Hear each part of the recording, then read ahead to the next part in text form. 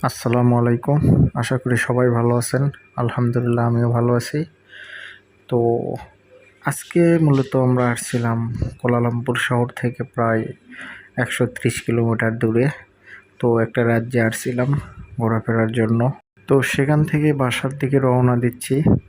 তো ভাবলাম মালয়েশিয়ার কিছু পাম বাগান আপনাদের মাঝে দেখানো যায় কিনা, সেই জন্যই মূলত ভিডিওটি করা। তো দেখতে পাচ্ছি অসংখ্য পাম বাগান। আর আমিও ঠিক গাড়ির ভেতর থেকে জানালা দিয়ে বাইরের পাম বাগানগুলো খুবই মনোযোগ সহকারে দেখছিলাম। খুবই ভালো লাগতেছে এবং মালয়েশিয়াতে আসলে এত পাম বাগান যা বলার মতো না।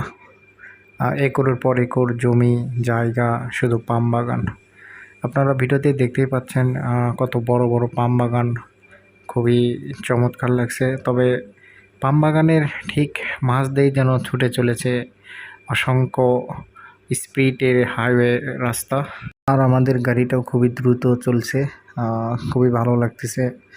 তো আপনাদের মাঝে শেয়ার করলাম মালয়েশিয়াতে আসলে পাম বাগান কেমন কি, ছোট্ট একটি ভিডিও।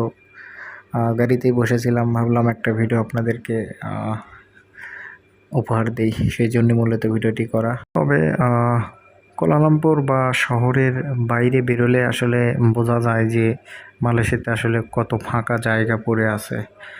যা আপনারা ভিডিওতেই দেখতে পাচ্ছেন, শুধু পাম বাগান, শুধু ফাঁকা, কোনো বাসা বাড়ি বা কোনো কিছুই চোখে পড়ছে না। আসলেই মালয়েশিয়াতে অসংখ্য পাম বাগান আর ফাঁকা জায়গা। আসলেই কোনো মানুষ কেউ চোখে পড়ছে না, কোনো বাসা বাড়িও চোখে পড়ছে না, শুধু শুধু পাম ফলের বাগান। তো খুবই ভালো লাগলো। তো আপনাদের মাঝে ছোট্ট একটি ভিডিও শেয়ার করলাম।